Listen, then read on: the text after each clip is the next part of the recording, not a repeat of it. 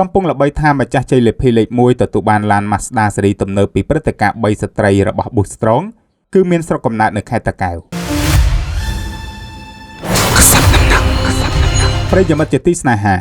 សំឡេងហូរកញ្ជ្រៀវកងរំពងពេញទីលានប្រកួតខណៈជើងខ្លាំង3ស្ត្រីនៅសល់តែ2គូចុងក្រោយបានបង្ហាញជំហរដ៏រឹងមាំដើម្បីប្រជែងយកជ័យលាភីលេខ1នារាត្រីថ្ងៃទី8ខែមីនាឆ្នាំ2023 Boostrong បានរៀបចំកម្មវិធីដ៏ធំមិនធ្លាប់មានពីមុនមកគឺជាព្រឹត្តិការណ៍3ស្ត្រីលើកកម្ពស់តម្លៃស្ត្រីនិងផ្ដល់ភាពសប្បាយរីករាយអមដោយសមត្ថភាពក្នុងការប្រកួតប្រជែងដើម្បីឈ្នះរង្វាន់ដ៏ច្រើនសន្ធឹកសន្ធាប់រង្វាន់មានដូចជារថយន្ត Mazda Sedan ស៊េរីទំនើប ម៉ូតូ Yamaha X-Ride Adventure ទឹកប្រាក់រាប់លានរៀលព្រមទាំងភេសជ្ជៈ Boostrong ជាច្រើនកេះបន្ថែមទៀតនៅរាត្រីនោះមានការចូលរួមពីបេក្ខជនចំនួន500គូប៉ុន្តែពួកគេត្រូវបានចុះចាញ់ជាបន្តបន្ទាប់និងត្រូវបានជំរុះជាហូរហែរហូតចំណាយពេលចំនួនជាង8ម៉ោងនៅសល់តែ2គូចុងក្រោយដែលខ្លាំងជាងគេយូរជាងគេនោះគឺគូរបស់កីឡាករប្រដាល់ព្រំសំណាងនិងគូរបស់បងប្រុសយិនសំអល់ចំពោះគូនេះគឺមានភាពមាំទាំខ្លាំងមែនទែនដែលធ្វើឲ្យអ្នកទស្សនាសម្ដែងអារម្មណ៍ស្ញប់ស្ញែងនិងកោតសរសើរមិនដាច់ពីមាត់ប៉ុន្តែទោះបីជារឹងមាំខ្លាំងយ៉ាងណាក៏ដោយ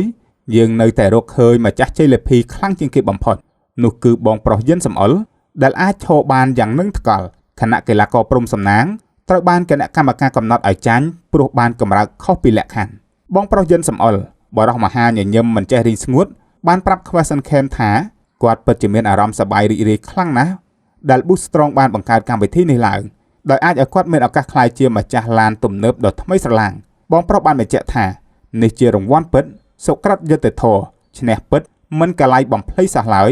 វាបានដោយកម្លាំងកាយចិត្តនិងការខិតខំអំណត់អត់ធ្មត់ជំនះឧបសគ្គរបស់គាត់ពិតតែម្ដងក្នុងបទសម្ភាសន៍ដដែលបងប្រុសបានលើកឡើងថាចង់ឃើញ Boostrong បង្កើតកម្មវិធីនេះនៅឆ្នាំបន្តទៀតត្បិតបច្ចុប្បន្នមានទីលំនៅនៅម្ដុំឈូកវ៉ាពីរាជធានីភ្នំពេញក៏ដោយតែបងប្រុសយិនសំអល់ត្រូវបានគេដឹងថាមានស្រុកកំណើតនៅខេត្តតាកែវអ្នកលេងបណ្ដាញសង្គមកាន់តែចាប់អារម្មណ៍ខ្លាំងទៀតហើយគឺបន្ទាប់ពីដឹងថាបងប្រុសយិនសំអល់ជាអ្នកមានស្រុកកំណើតនៅខេត្តតាកែវនិងធ្លាប់ជាអ្នកបានបួសរៀនសូត្រជ្រៅជ្រះផងនោះអ្នកខ្លះលាន់មាត់ថាតាកែវមិនមែនល្បីតែរឿងក្មេងទំនើងដេញកាប់វាចាក់គ្នានោះទេ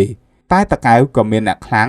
អ្នកល្អដោយខេត្តដទៃដែរខណៈអ្នកខ្លះទៀតបាននិយាយថាបងប្រុសកំពុងចូលរួមចំណែកលើកមុខមាត់ខេត្តតាកែវឡើងវិញហើយសូមបញ្ជាក់ជូនប្រិយមិត្តអ្នកស្ដាប់ឲ្យបានជ្រាបផងដែរត្បិតកីឡាករប្រដាល់ព្រំសំណាងត្រូវជាប់ជ័យលាភីលេខ2ក៏ដោយដើម្បីជាការលើកទឹកចិត្តនៅភាពអង់អាចអំណាចខ្លាំងក្លា